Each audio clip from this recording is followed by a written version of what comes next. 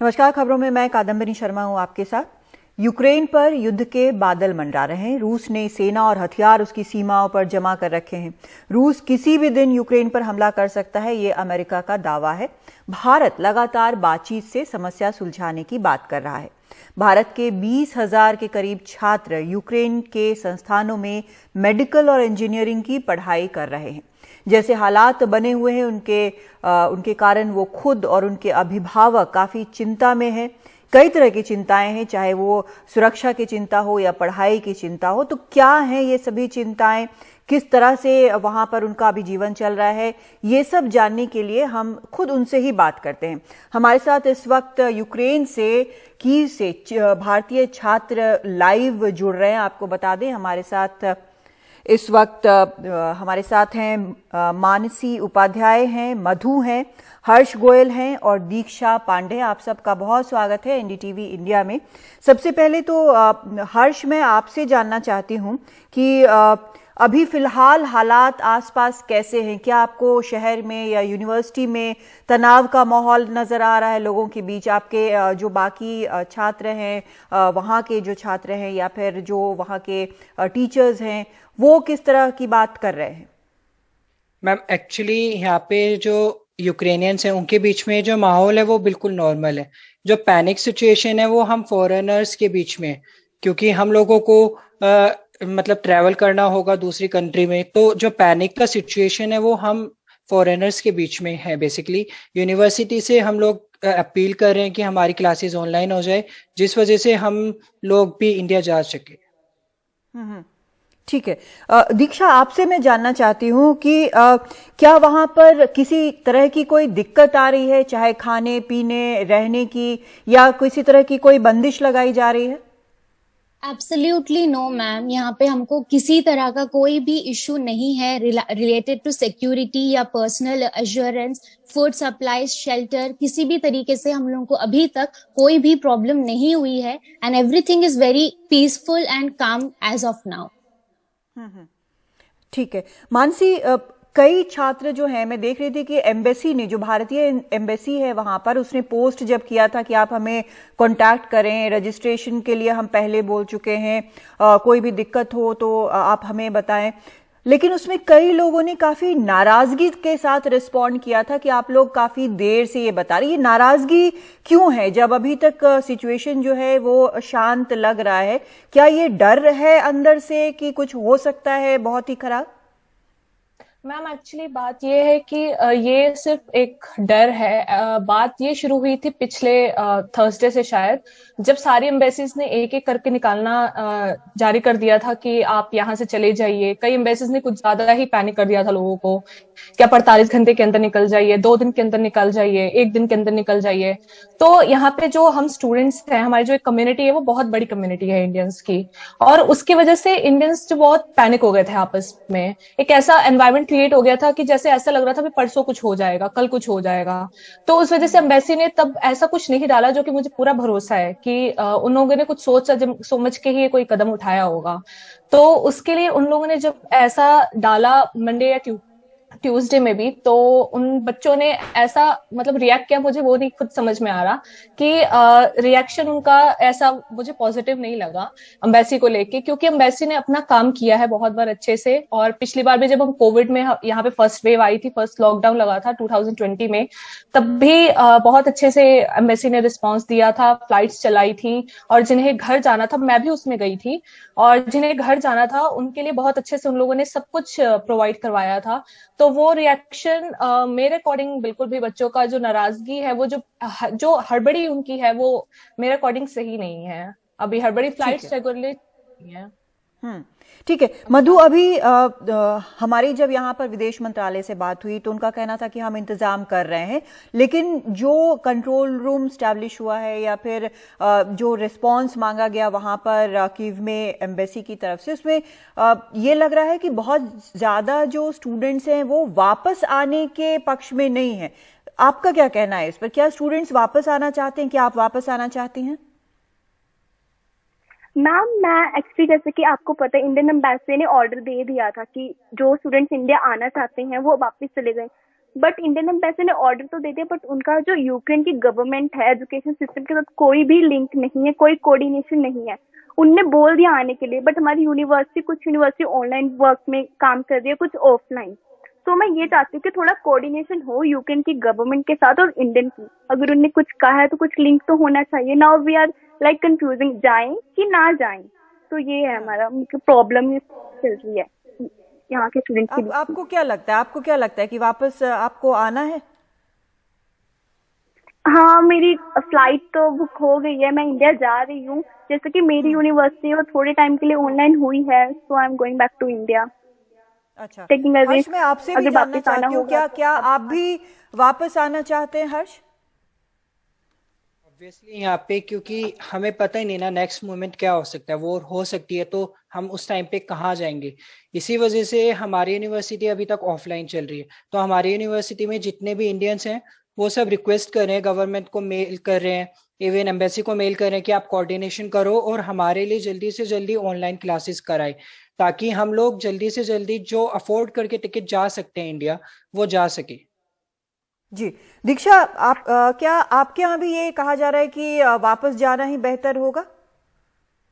Ma'am, ये situation पर depend करता है। यहाँ अगर देखा जाए तो यूक्रेनियन नेशनल्स के बीच कोई भी पैनिक सिचुएशन नहीं है।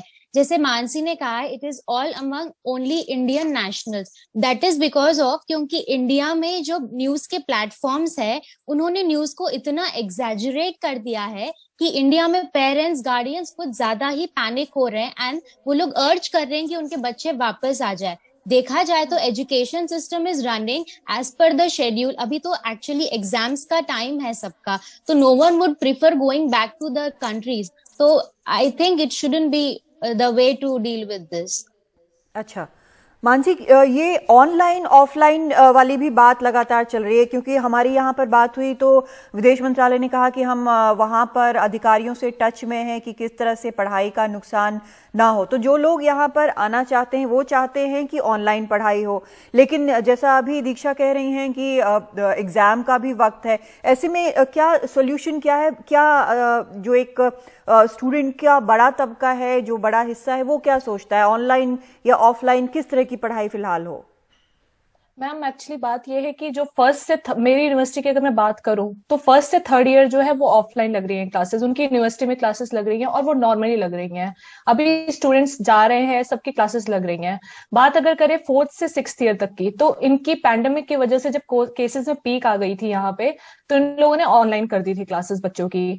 तो उसकी वजह से अभी हमारी फिलहाल क्लासेस ऑनलाइन ही लग रही हैं। हमारी यूनिवर्सिटी ने ऑलरेडी बोल दिया था कि अगर आप जाना चाहते हैं घर, पेरेंट्स की वजह से उन लोगों ने एक टेलीग्राम ग्रुप बनाया है, उसमें उन लोगों ने लिखा कि अगर आप पेरेंट्स और बच्चों की जो कंसर्न्स हम समझ रहे हैं और अगर आपको ऑनलाइन चाहिए, आप जाना चाहते हैं इंडिया, तो आप अपने अपने कंट्रीज जा सकते हैं। उन लोगों ने ऐसा बोला। ऐसे सिचुएशन पर, वो सिचुएशन पे डिपेंड करता है मैम, कि अगर आप यहाँ पे अगर जितना ज्यादा सिचुएशन क्रिटिकल नहीं है, डिफिकल्ट है बट क्रिटिकल नहीं है, तो आप कर सकते हो। अगर आप यहाँ पे रह सकते हो तो आप रह सकते हो, पर अगर जिसको जाना है वो आराम से जा सकता है, बट ऐसे पैनिक के बीच में नहीं।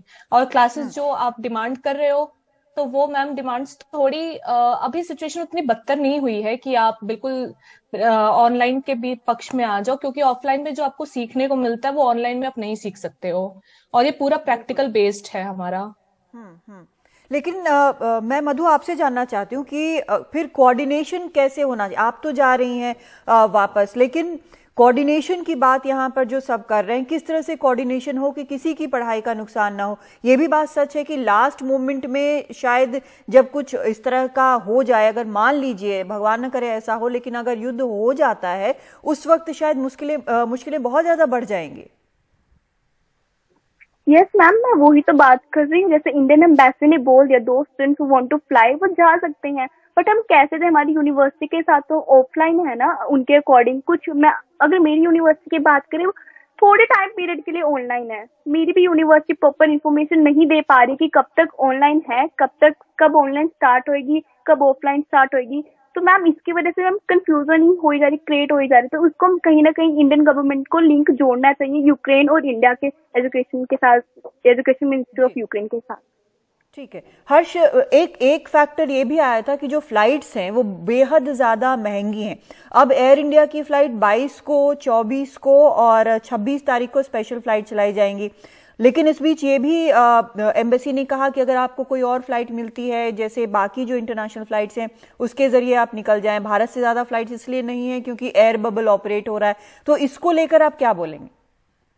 मैम एक्चुअली बात ये है ना कि बहुत सारी फैमिलीज, जो बहुत सारे स्टूडेंट्स हैं वो एक लाइक लोन पे आए हुए हैं। कुछ स्टूडेंट्स, कोई स्टूडेंट्स हमारी तरह मिडिल क्लास से हैं, तो जो अफोर्ड कर सकते हैं वो बेसिकली जा रहे हैं, वो नॉर्मल फ्लाइट से भी जा रहे हैं, और जो अभी एयर इंडिया की फ्लाइट्स आएंगी उनमें भी उन्होंने अपने टिकट्स बुक करी हैं।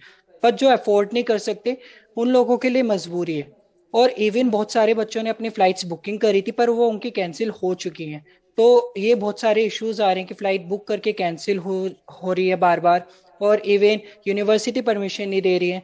तो ये सब इश्यूज के बीच में स्टूडेंट्स ना फंस के रह गए हैं बीच में। यूनिवर्सिटीज परमिशन जाने की नहीं दे रही है? Yes ma'am.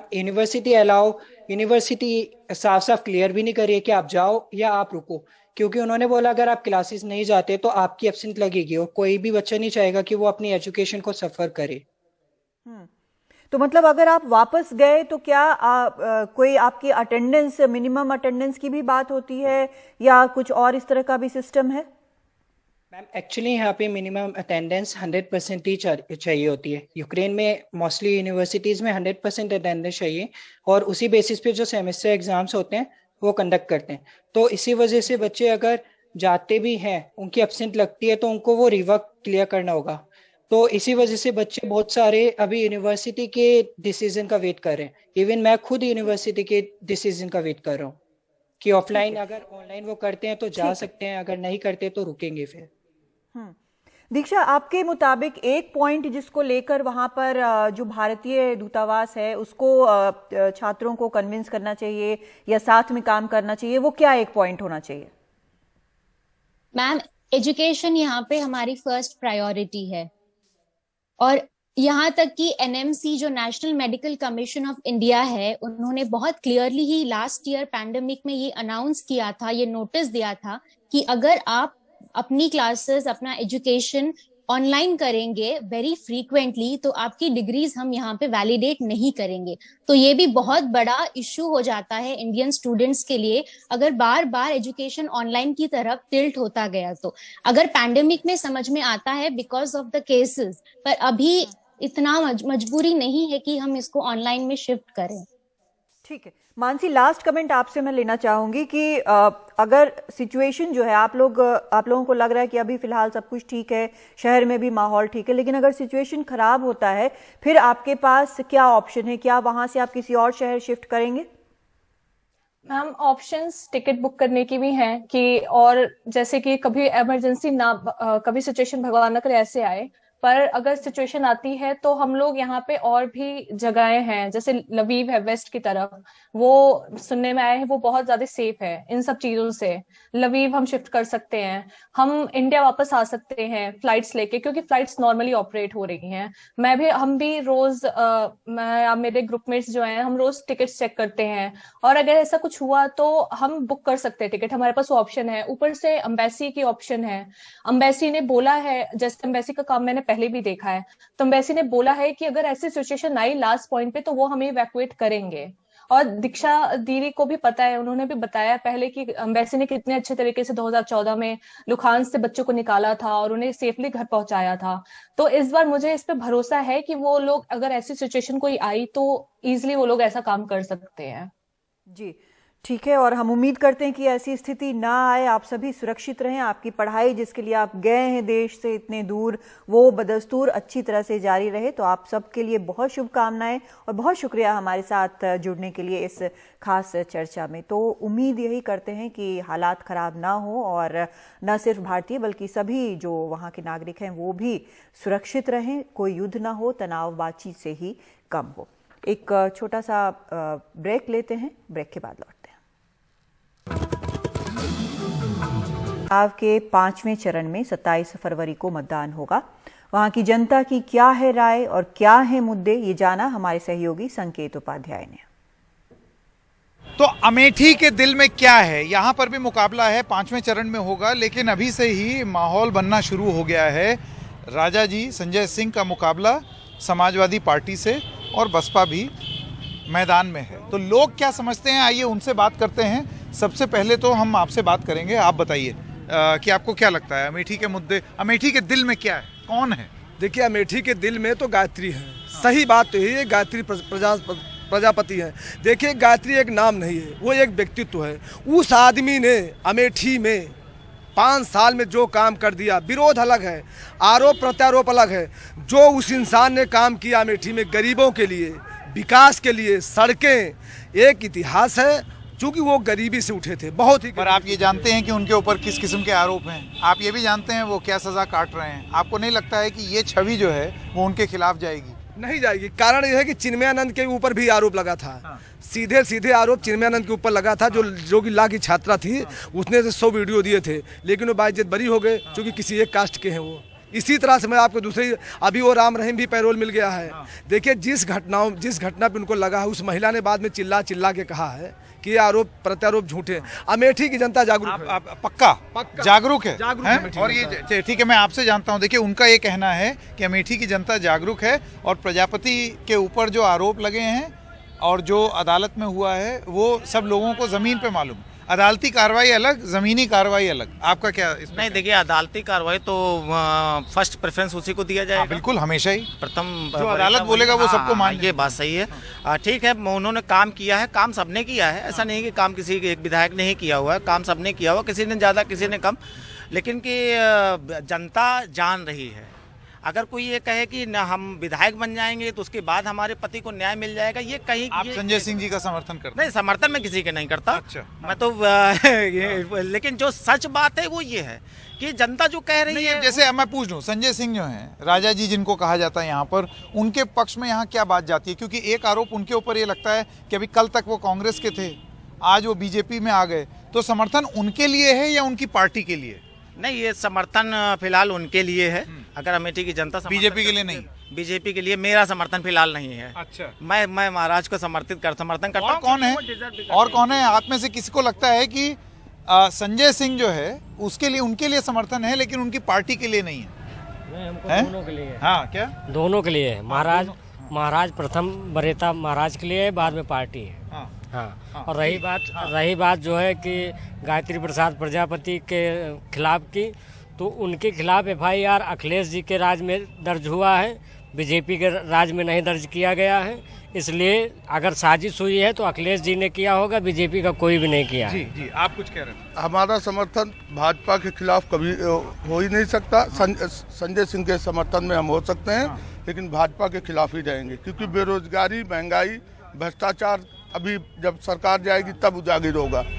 तो इसलिए भाजपा से विरोध है। अच्छा, भाजपा से यहाँ व्यक्तिगत अमेठी में संजय सिंह का समर्थन हो सकता है। अच्छा, अमेठी में संजय सिंह का समर्थन हो सकता है, लेकिन भाजपा से विरोध है। ये तो बड़ी अजीब टाइप की बात सुनने को मिली। अमेठी के युवाओं के दिल में क्या है वो जानने की कोशिश करते हैं। नमस्कार, आपको क्या लगता है कि क्या मुद्दा है आपके हिसाब से? मेरे हिसाब से कोई मुद्दा नहीं होना चाहिए। मुझे ये लगता है कि इतने ज़्यादा लॉकडाउन और कोई भी बात हो रही है पढ़ाई से लेकर, तो हम ये चाहते हैं कि कोई भी सरकार आए या कोई भी पार्टी से मुझे मतलब नहीं है, कोई भी पार्टी है, सबको यही सोचना चाहिए कि बच्चों का भविष्य कैसे बनाया जाए। कॉलेज को सरकारी हो या प्राइवेट हो, उसको कितनी अच्छे से वहाँ टीचर हो, अच्छे से पढ़ाइयाँ हो रही हैं, उसको सक्सेस बनाया जाए और यहाँ रोजगार मिले सबको। यहाँ पढ़ के भी बच्चे घूम रहे हैं, एग्ज़ाम इतने ज़्यादा टफ किए जा रहे हैं, टेट नेट सब निकल जा रहे हैं, पर पढ़ाइयाँ कोई नहीं हो रही है, तो बच्चे खुद से कितना स्ट्रगल करेंगे। अहम बात। फिर भी यहाँ कोई इसको सपोर्ट नहीं कर रहा है। हम पढ़ाई से लेकर ही बोलेंगे। कितनी जरूरी बात ये कर रही हैं आप लोगों ने, जितनी बात की और यहाँ पर युवाओं ने जो बोला, उसमें कितना जमीन आसमान का फर्क है। आपकी भी यही राय है? क्या सर? नौकरी और रोजगार यहीं पर ही होती है ना। मेन प्रॉब्लम हमारी नौकरी में ही होती है। हर सिचुएशन में देखा, सबसे बड़ी मात्रा में देखा जाए तो यही मेन धारणा है इन सब की देखा जाए तो। मैं कवि अनिरुद्ध मिश्र एक मुक्तक के माध्यम से अमेठी के आम नागरिकों का दर्द बयां करता हूँ। बोलिए। कि सियासत से अमेठी को तो केवल नाम मिलता है, सियासत से अमेठी को तो केवल नाम मिलता है, धरातल के सभी पृष्ठों पे ये बदनाम मिलता है। दलों के बीच में पिसती अमेठी है। दलों के बीच में पिसती अमेठी है। हकीकत में नहीं सपनों में ही हर काम मिलता है। हकीकत में नहीं सपनों में ही हर काम मिलता है। जय हिंद, जय भारत।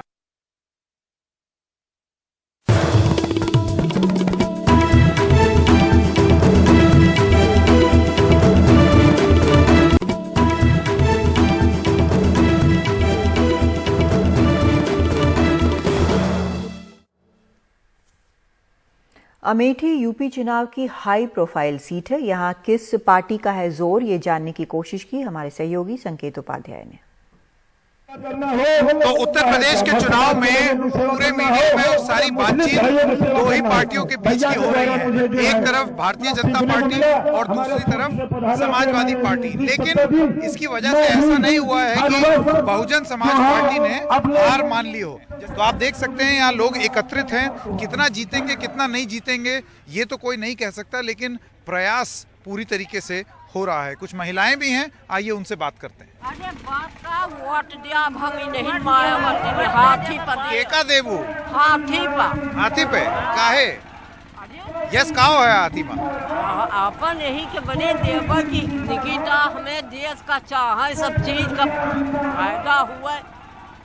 अब कमल फूल नहीं पसंद? कमल फूल जब देखा जाए। और पंजा पंजा तो हमका खुद सहन वो ठीक है। हाँ पंजा हमका बहुत ठीक। अच्छा हाँ हम अब अभी कहूँ हाथी का देव। हाँ तो अरे वही हाथी का दिन जाए भैया, हाथी का पंजा पर तो हम सब दिन पंजा पर हम दिन आप सब दिन। हाँ 10 जन काओ है यस मायावती पसंद है। हाँ बहन जी है भाई पहले तो पसंद ही रही है। अब वैसे देखे पसंद ही के लिए है का हमहिन बाहर सब का लेके जावे कि यहाँ चले का है हुआ तो दियब तो है। हाँ मतलब ठीक है बहन जी, ठीक। हाँ ठीक। पर पंजा भी ठीक। हाँ पंजा कमल का फूल ठीक नहीं। हाँ कमल का फूल तो नहीं ना बहुत धन्यवाद। बात ही नहीं करना खैर बहुत बहुत धन्यवाद।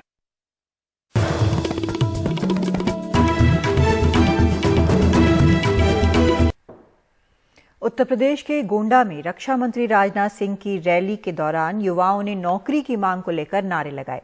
इसके बाद राजनाथ सिंह ने युवाओं को आश्वासन दिया।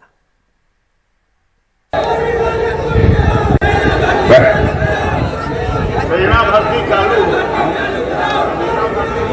अच्छा होगी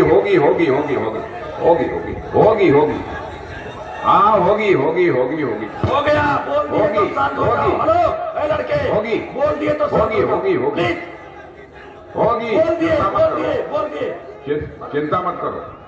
चिंता मत करो नौजवानों, तुम लोगों की चिंता हम लोगों की है। होगी कोरोना के कारण कुछ समस्याएं आ गई थी, होगी चिंता मत करो। अब तो बोलो जोर से।